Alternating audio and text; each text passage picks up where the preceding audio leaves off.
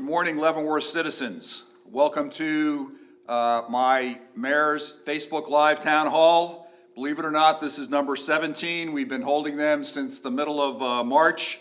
A little less frequently now. The last one was a month ago, but now is a good time to get an update on a number of matters and information with regard to the city and also COVID-19.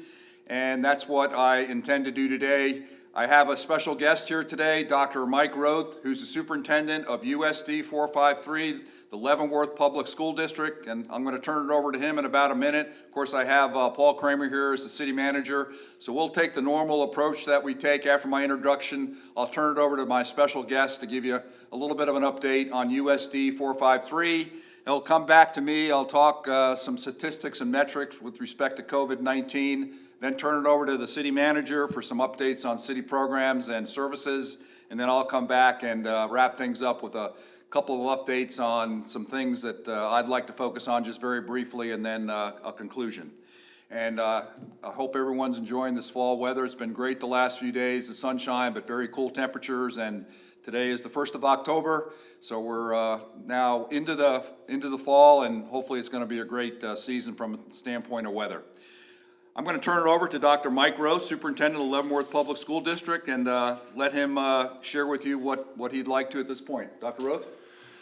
Thank you, Mr. Mayor. Mr. Kramer, thank you for allowing me to be here today. And as always, it's a pleasure to address the citizens of our great community. One of the things that probably is the most important piece of information that I could share is how's school going. Since the 24th of August, we've been in a hybrid model, meaning that students were in school 2 days a week, remote 3 days a week. At last night's board meeting, we shared the county's gating criteria and how it affects our school district. So with that, just to review a little bit about that, we look at three categories: the community positive percentage, the total cases per 100,000, and the daily case average. We get this information from the county health office, and then we put that into a yellow, red, and green status, and our board has adopted this gating criteria, and with the understanding that we would need to be in two colors for 2 consecutive weeks to change. We started out in yellow, it's been yellow, and then the last couple weeks, as we've ventured through this pandemic, the total cases per 100,000 have been red the last 2 weeks, which is not a good sign for our community. But for our school district, it still keeps us in yellow, so ideally we would still stay within the gating criteria. With that, I'm going to share a couple of examples that are live examples from, or real examples from our school district. And it's how we manage and gauge how we would keep students and teachers in school as regular as possible. And when you look at how quarantines affect buildings or maybe your business or your household, you know those are real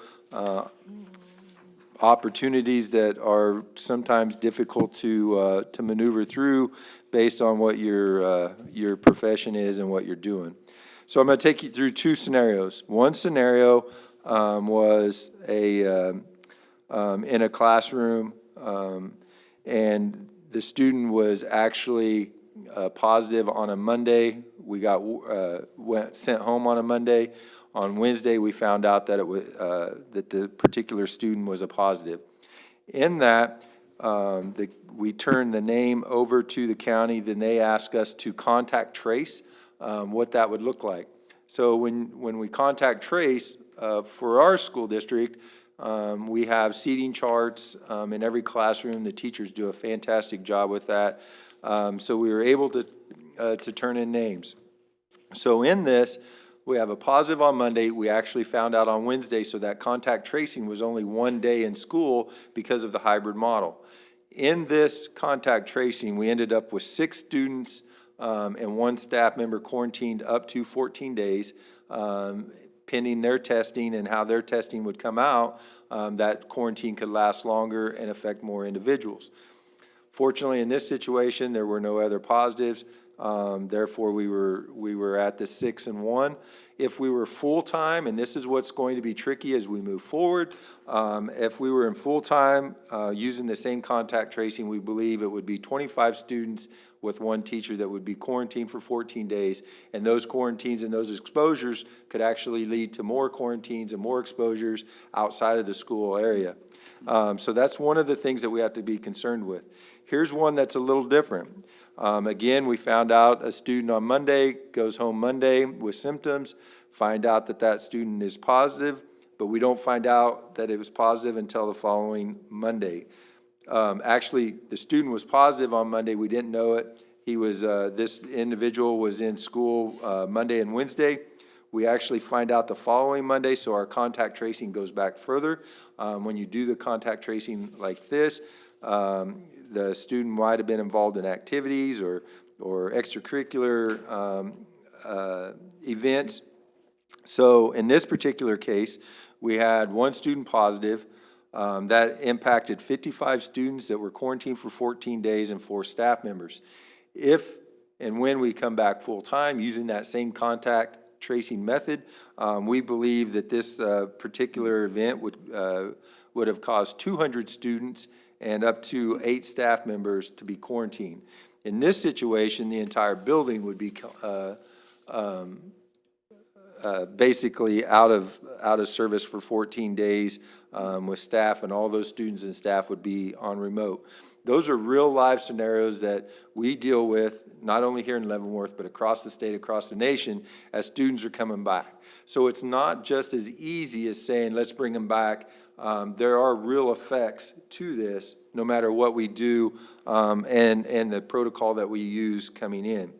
So with that, all of this was shared with the board last night, and our school board weighed in, and the recommendation from myself to them was to bring students back pre-K through 4, beginning this next Monday, full-time, 5 days a week. Our goal is to continually to manage, watch what science is telling us, listening to the science and the medical experts, doing what we believe is right for our kids. And I know not every decision that we make or every maneuver we have is going to be right for everyone. We still have the online platform where the rigorous remote. We still have virtual, well, we have the rigorous remote option. Virtual school is at where it's at now, so we can't accept any more at this time.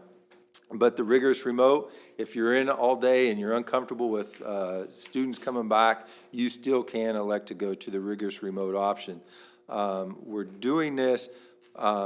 We know there are families in our community that don't have the internet connection that's necessary. We don't have the capability of getting to them and doing those types of things where that their education won't be suffering. And so in order to get and start working with our kids and working, closing those educational gaps, we need to put them in front of the experts, and those experts are our teachers. We know there's going to be some challenges as we do this. We know that there's going to possibly be some more quarantines, possibly some shutdown. But we from a school standpoint, believe that in-person education is the best way to maneuver at this time, but we're trying to do it slowly, methodically through. Our goal is to get it fully back in session, K through 12, for those students that elect to be in person. And so we know that there's challenges with this. We know that there's still some anxieties, and we are trying to do all the protocols as far as sanitation, social distancing where we can. But we know if we come back in an all-in model with our students that elected to be in person, social distancing is going to be a real challenge. But we're going to really emphasize mask, which is a requirement for us, hand sanitation, social distancing when we can. getting kids grouped to the best of our abilities to stay in somewhat of a cohort. So there's a lot of things that are still taking place, but we are excited to have kids back on Monday, pre-K through 4, in our buildings, working with some of the best teachers in the state at USD 453. Other than that, construction is really wrapping up. We only have one building right now under construction, and that's Lawson. The board took a tour of that last night. That renovation and that change in environment is really exciting to see, and I can't wait till next August when our earliest learners get to really go explore education and get excited about it, and get to work with our staff there. The board has approved, and we will be working on a baseball, softball field complex out at the Warren campus, and so that we should break some ground prior to sometime this month. And once they break ground, it's about a 90-day process, depending on weather. And so we're excited. We've had a good start to the school year. It has been strange, I know, but the one thing that I can tell you is that families, you've done an outstanding job working with us. Your patience has been well noted and very much appreciated.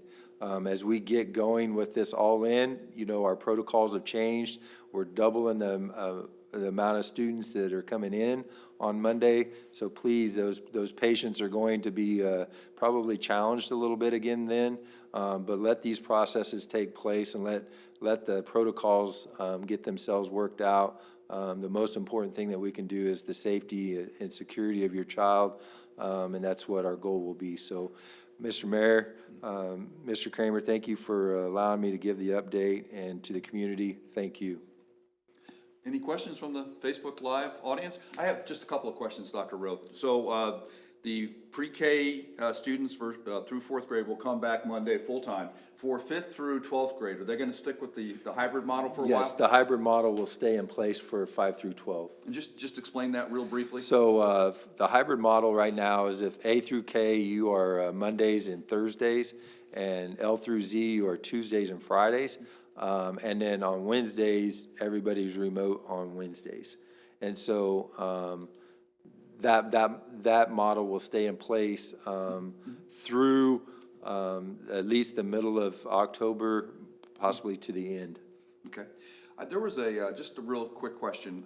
There's a United States Department of Agriculture program. I think funds were made available through maybe the first CARES Act, you know, the third major bill that the Congress passed with respect to providing funds for meals for breakfast and lunch. There was a letter to the editor, I think last week, that was critical of that program. But can you just shed some light on what that program is? If I'm understanding the question correctly, we have been, all school districts are given the free, basically our students get free meals. Right. And so you still have to fill out the free and reduced applications, but you don't have to be free and reduced to get the free meal.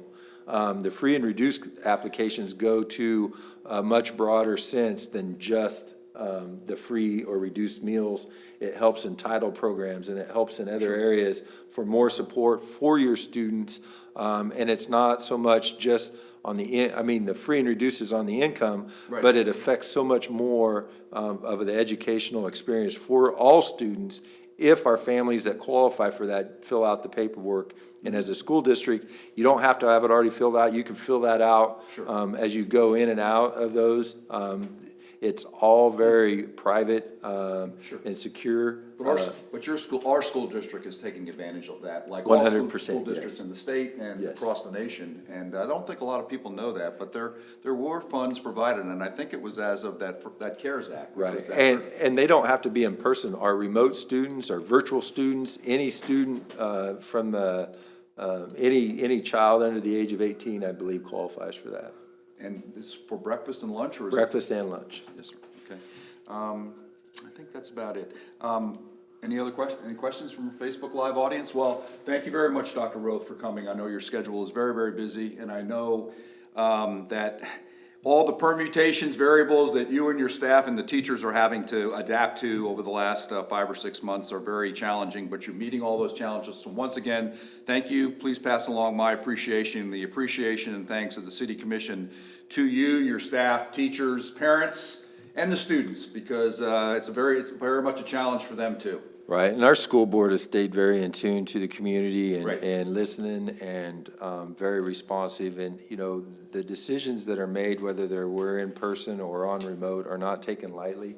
There's a lot of planning, a lot of thought, a lot of discussion that goes into that. And I really do want, you know, I can't emphasize enough the importance of that partnership that we've had with families, and they've done a fantastic job. So hats off to our families and our students too.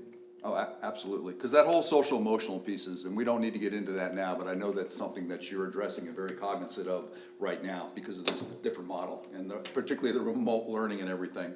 So thank you very much, and kudos to the school board too, because they do a lot of work, Yes. and really good work lately. So thank you very much for coming. Thank you. Have a good rest of your week. Thank you. All right. I'm going to go ahead and transition to some COVID-19 statistics and metrics, which I've covered in the past, and I'll give an update today. Leavenworth County percent positive, and this is the daily case average. I'm going to take the statistics from yesterday, 30th of September 2020, updated I believe at 9 a.m. if I'm not mistaken, or maybe it was in the afternoon. I get confused sometimes between the state and the county. Cumulative, we're going to talk about cumulative numbers.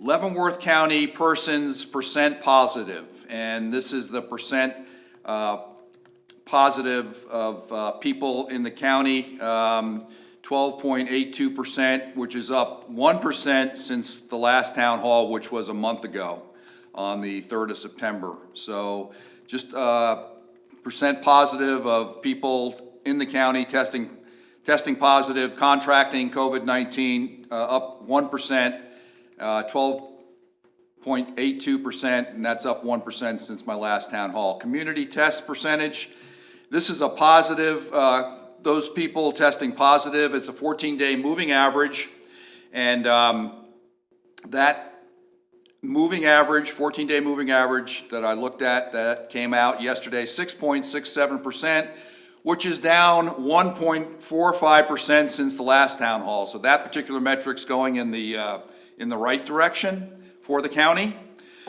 Daily case counts reported per day, 14-day moving average again, 14.79 cases.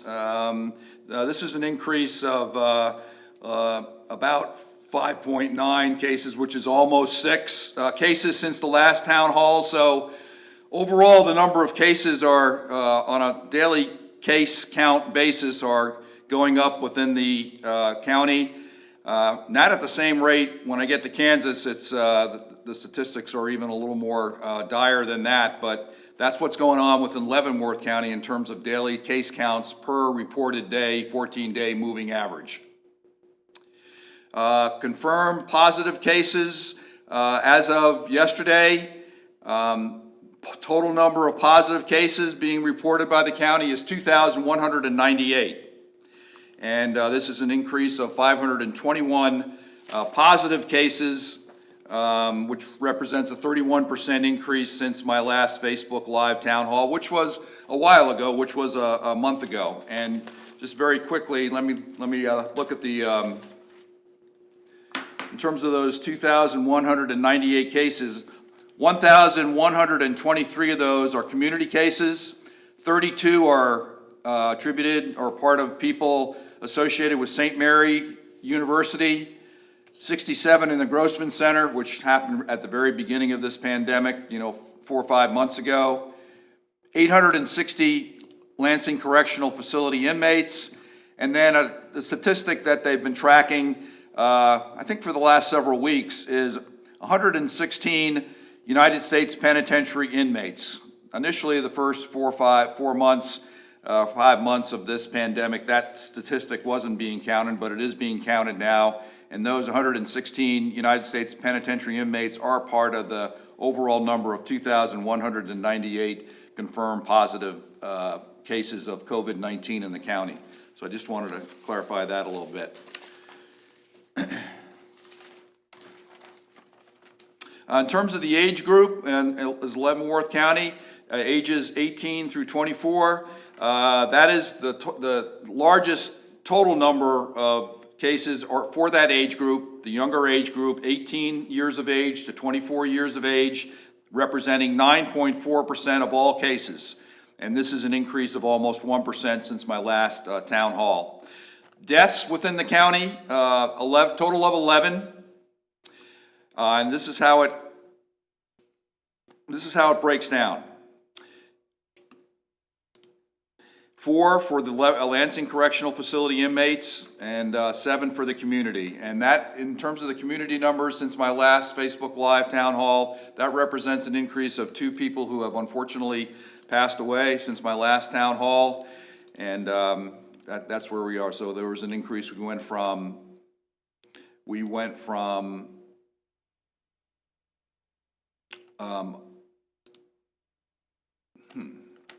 there was an increase of 2 within the community, and not attributed to the Lansing Correctional Facility or anything. Current hospitalized number is 9. This is an increase of 6 since my last town hall, so there are an increased number of people in the county who are hospitalized for COVID-19.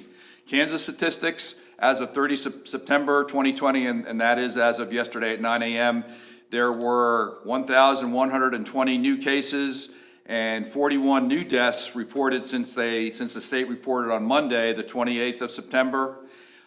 This is the overall numbers as of yesterday. COVID-19 cases in the state, 59,749, and that represents an increase of almost 16,000 cases from 4 weeks ago when I last reported.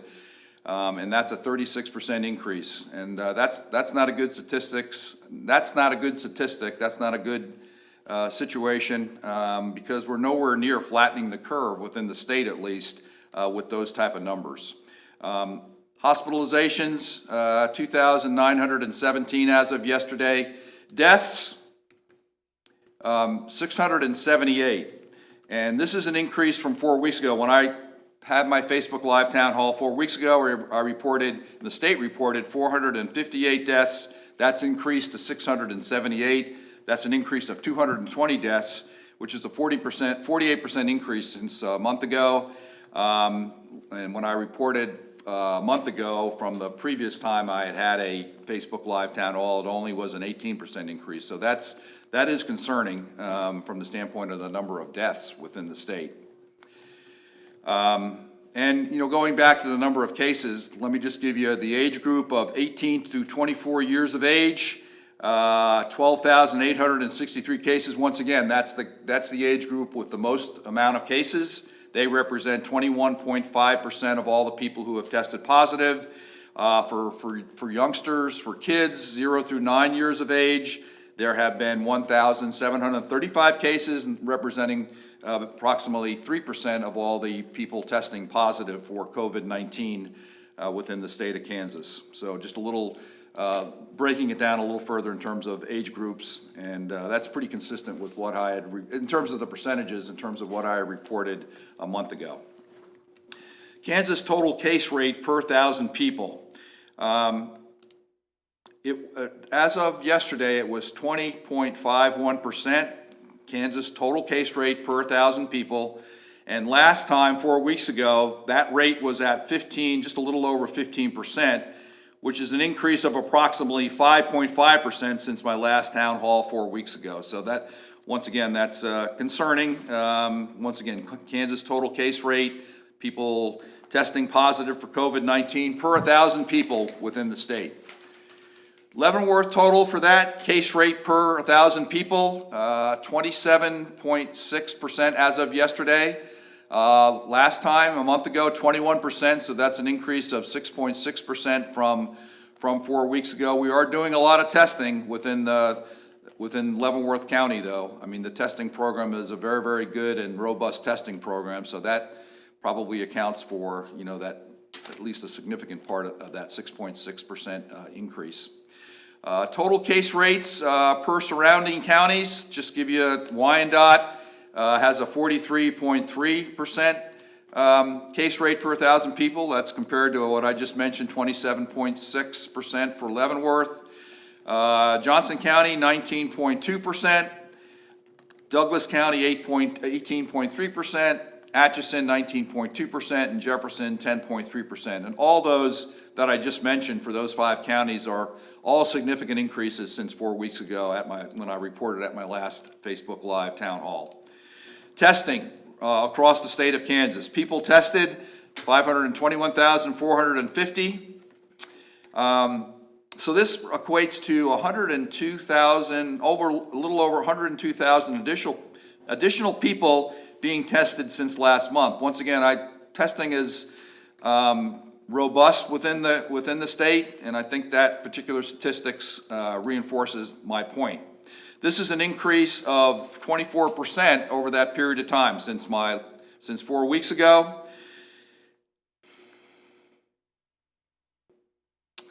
The negative results are about 460,000. Monthly percent positive, it's a monthly percent positive metric they're tracking, 7.3%. You know, 5% is that kind of that threshold where every state, all the school districts, all the counties and the cities would like to be under. For the Kansas right now, it's 7.3%, which is at least 2.3% higher than we would like it to be. Of course, we'd like it to be even less than 5%, but that's the metric as of yesterday. And then they had, for every 100,000 people in Kansas, they had a statistic where they said 3,433 individuals per 100,000 people were being tested. They didn't have it in terms of a percentage, which kind of was a little strange because they talked about it as a rate. But my interpretation was that 3,433 individuals have, for every 100,000 people, have tested, and once again, that's a rolling or a monthly average.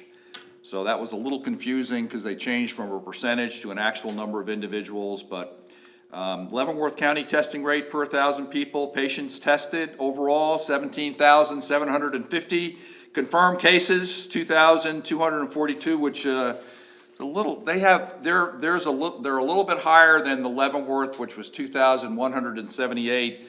I don't think it's real significant. It's probably when they're counting the number of cases, people testing positive, a little bit of an offset. I'm not too concerned about that. The numbers are very, very close. Confirmed cases, well, I just mentioned that. Testing rate of 217% per 1,000 people. That's what the state is carrying for the statistic for testing rate per 1,000 people within the county of Leavenworth. And 4 weeks ago, it was 174.2%, so we're going up. Once again, that's a good, the rate that's going up. We're testing more people, and that rate increase, 43% increase since last month ago, is a good sign and a positive sign as far as I'm concerned.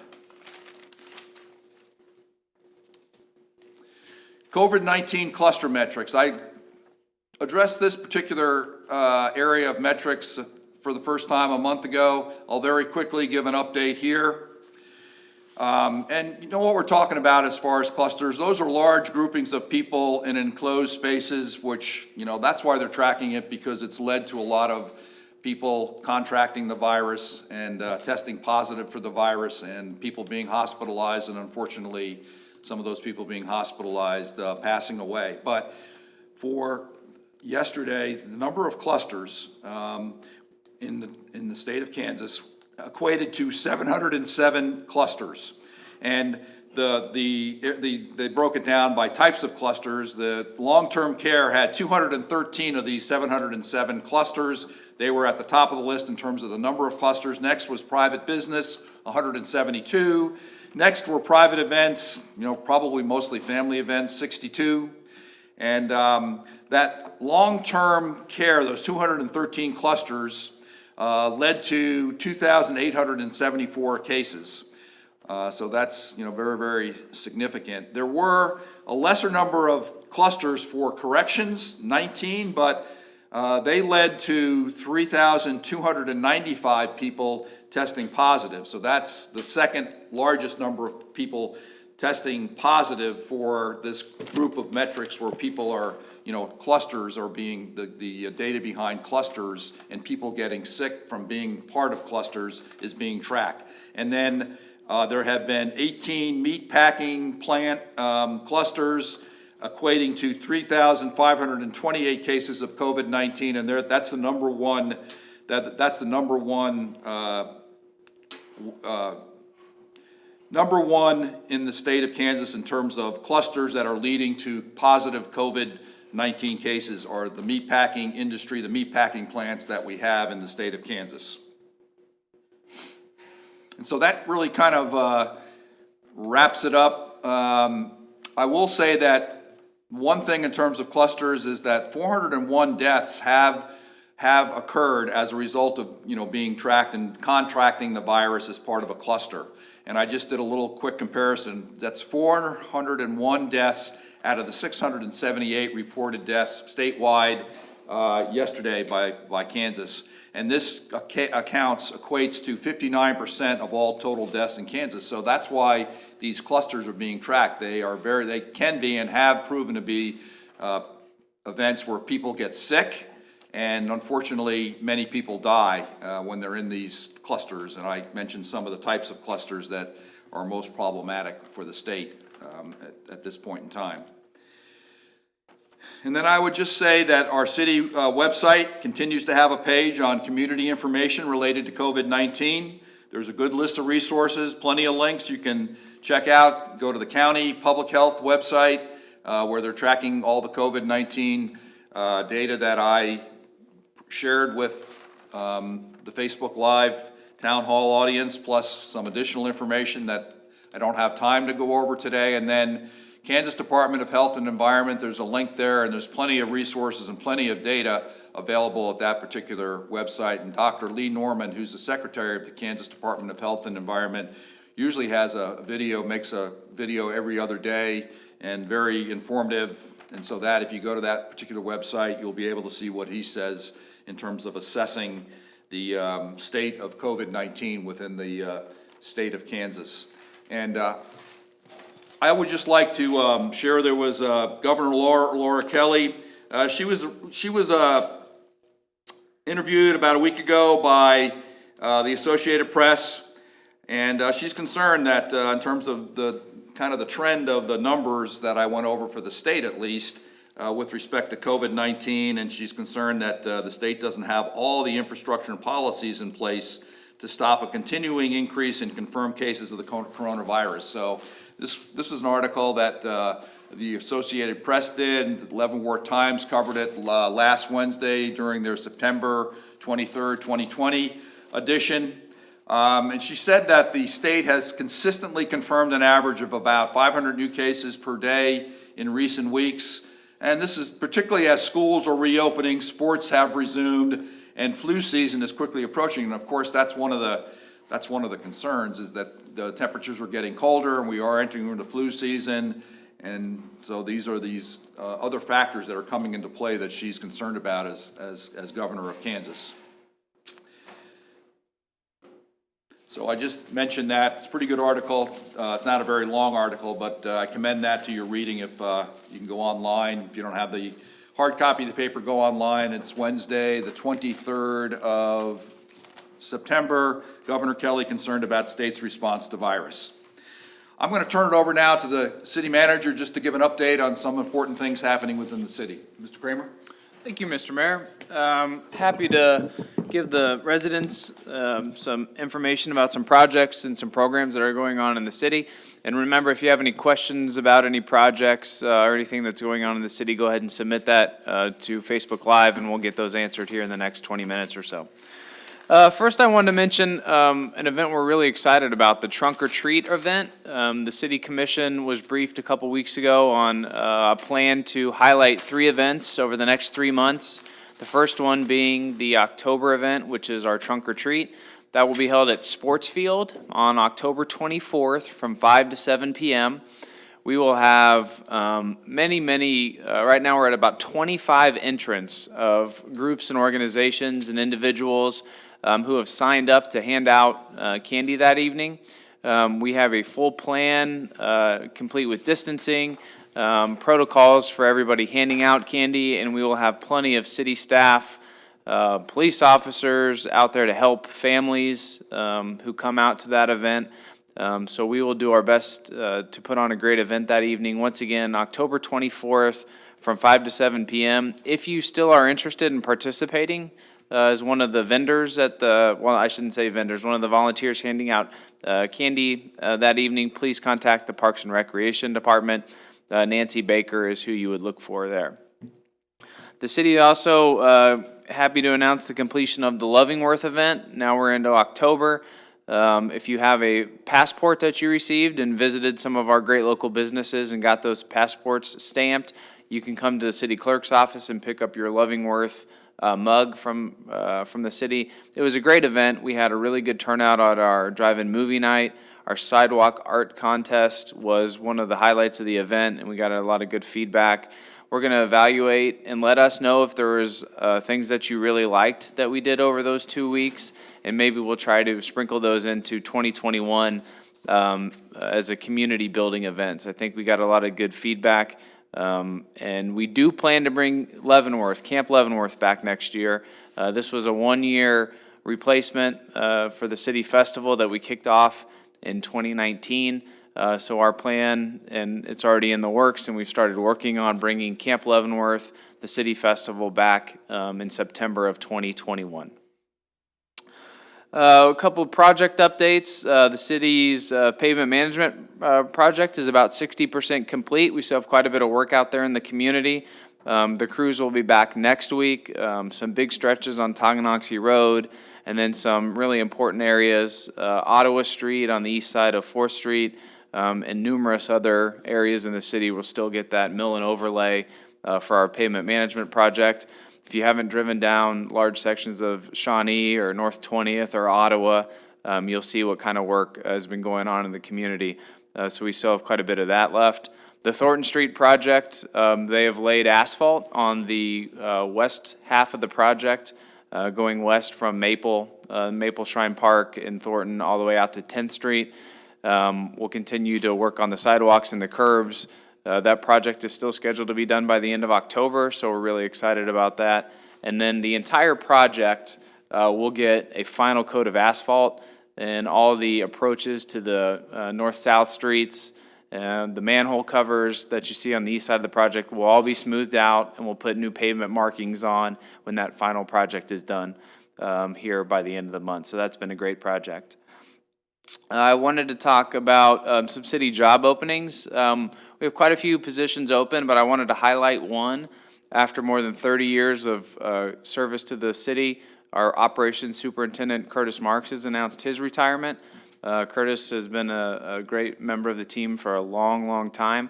And the operations superintendent is a key position with the city. They oversee our streets crews, our refuse crews, the city garage.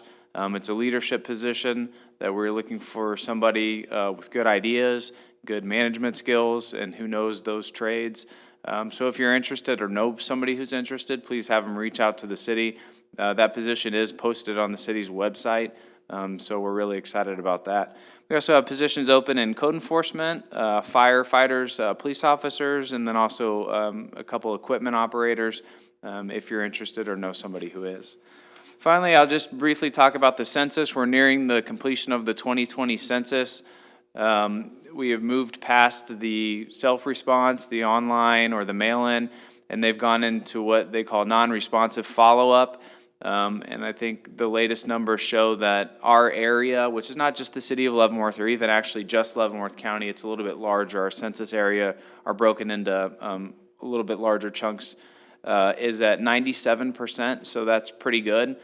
So only about 3% of the population is estimated at this point to not have been counted, and the census will continue on over the next couple weeks. So we did hit the national average of about 60%, 66% of Leavenworth residents who self-reported. which was right at the national average. So I think we did a pretty good job there.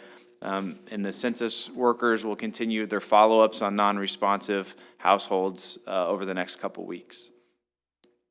That's it on city projects and city programs. Mr. Mayor, if you have any questions, or I don't think we had anybody else. Anybody else on anybody Facebook on Live? questions Yes. right now? No questions.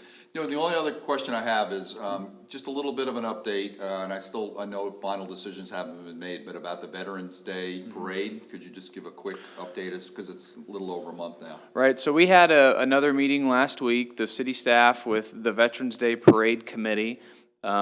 And they've been meeting just about every week, I believe. I think we have another meeting with them next week. I can tell you that their number of floats or the number of entries is way down, as you could imagine. But the plan is still to proceed with a Veterans Day Parade, maybe focusing more heavily on veterans and active duty. But the plan is still to have it on Veterans Day, same time. As groups like Fort Leavenworth and the school districts, the surrounding school districts and the service organizations make their decisions on how and if they want to participate, I think that'll give the Veterans Day Parade Committee a little better handle on what it's going to look like. But we still plan to have it. I think items like the reviewing stand and stuff like that will probably be eliminated, but we certainly still want to have an event that honors our veterans. Thank you very much. The city manager and I met last week with the chief of staff of the 35th Infantry Division, our National Guard neighbor in Leavenworth, and we went to the current headquarters, and he gave us an update on the 35th Infantry Division, many of their major activities that are going on right now. And of course, one of the biggest thing happening there right now is the 35th Infantry Division headquarters is in the midst of being built, and they're getting close to completion, and we were told that it's scheduled to open in February of 2021. The barracks building on the north side of the property, that particular building is set to open this November, which obviously is next month. The 35th Infantry Division is scheduled to deploy in early 2022. And a warfighter exercise, which is a big capstone exercise for all divisions and corps within the Army, is set for summer of 2021. And they're going to have some rehearsal or some ramp-up exercises that'll be held here at the 35th Infantry Division headquarters and the mission training complex. So we can expect a good number of National Guardsmen from January probably through May of 2021 to be here within the city of Leavenworth conducting their training, but also hopefully probably staying in those barracks that I just mentioned, but hopefully getting out into our economy downtown, using our restaurants and things like that. But that was a little bit of an update and was pretty good news, I think, for me as the mayor and also the city manager. The only other thing that I wanted to talk about was we had a community development block grant business loans. About 5 or 6 months ago, through the Housing and Urban Development, there was, I think, $201,000 that was made available to the city of Leavenworth pretty much near the beginning of this COVID-19 pandemic. We, as a city commission, made a decision to dedicate and allocate $101,000 of that to our community service organizations within Leavenworth, but we also said $100,000 we were going to allocate for business loans for small business owners within the city of Leavenworth. And so that program, after we had to get guidance from the Department of Housing and Urban Development, that took a while, but Mr. Taylor Tedder, our Assistant City Manager, finally got the information out to the businesses. And so we were able to finalize about 4 of those loans with 4 of our business owners within the city of Leavenworth. That wasn't as many as we had liked, but there was certain stringent low to moderate income qualifying requirements and a lot of paperwork required that I think may have discouraged probably did discourage other businesses from taking advantage of that loan program. But we had talked a lot about that periodically during my Facebook Live town halls, and I did want to say that some of that money, and I don't know what the exact amount is, probably somewhere between maybe 35, 40,000, has gone to these four businesses for these community development block grant business loans. So we'll see. We've got obviously some money left over. We'll see if some other businesses may want to take advantage of that. I don't think there's any timeline that's fast approaching as far as using that money.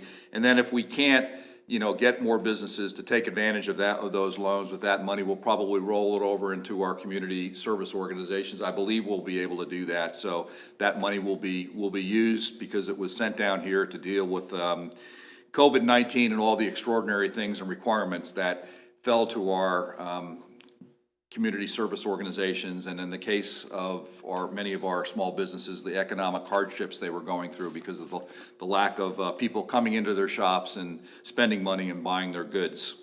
So I did want to give an update on that because we had talked about it at our city commission meetings, and I talked about it at previous Facebook Live town hall meetings. So I'm just going to wrap up here and just say that based on what I talked about, kind of the statistics that I laid out there as far as COVID-19, we've got to continue doing the 3 or 4 things that, are pretty straightforward, but are really the major tools that we have in our public health tool bag to fight the spread of COVID-19. And of course, that begins with hand washing and doing that as frequently as possible. Keeping 6 feet away from others, that's the social distancing but social distancing protocol that if we can do that, we can certainly cut down and do better as far as less people contracting the disease. Wearing masks when social distancing is not possible in public places, that's critical, and we just got to keep encouraging people and keep upping the percentage of people who are wearing masks out in public. And staying home when you were sick. And I know that's hard for a lot of people because they're maybe sometimes, in many cases, the sole breadwinner within their families, or and they obviously need the money, but you can't, that's people. If you go sick, you get into one of these clusters, and you're close working with your colleagues and your coworkers, particularly in enclosed spaces. That's gonna lead to a significant uptick in the amount of people contracting the disease and hospitalizations and unfortunately deaths. So just a reminder on those tools, those basically 4 or 5 tools that are in our public health toolbox that, not rocket science, but really, really important. Is if we have as many people doing those and adhering to those protocols, we will get better, and we will start driving hopefully start driving that curve downward and eventually flattening it as we go forward. And I would just like to take this time, because we've been living with this disease for 6 or 7 months, to thank once again all our people in the health profession, the doctors, the therapists, the medical technicians, the first responders, everyone in the health profession, the people in our homes that are serving as homes for some of our elderly, the people who are doing the day-to-day work in our grocery stores, all the people that are on the front lines of continuing to deliver services and product to our citizens. We just need to keep them in our thoughts and in our prayers, because they're still doing a great job, not as much publicity because we're 6 or 7 months into this pandemic, but I do think about them often and what great things they're doing for their fellow citizens, for our city, for our county, and larger community. So just keep those people in mind. I thank them for their continued continued service, their continued hard work, and we recognize they're doing great things to help everyone be as normal, continue with their lives as normally as possible. But so just keep those great folks in mind as we go forward. And once again, I would just say that the commission continues to focus on ensuring that whatever decisions we make that, you know, they're going to be made in the interest of ensuring the health, safety, and welfare of all Leavenworth citizens. We had to adjust our services and the way those services were delivered in the first 3 or 4 months of the pandemic. A lot of those adjustments are still in place. In a lot of cases, we've been able to loosen up and go back to maybe more the way it was before, but not exactly. But we assess the situation with respect to COVID-19 each and every week, at least the city commission does, and the city manager and his staff each and every day. He's talked to you about some of the events that have been kept on the schedule but are adjusted, like the trunk or treat. So those are good things. We're adjusting, we're being adaptive, and we'll continue to do that, but just got to make sure that the health, safety, and welfare of all our citizens is at the top of our priority list. So without further ado, I don't know whether the next Facebook Live Town Hall could be in 2 weeks, maybe 3 weeks, but we'll see you again, and look forward to the next Facebook Live Town Hall. And for the rest of the week, have a good week, and good afternoon.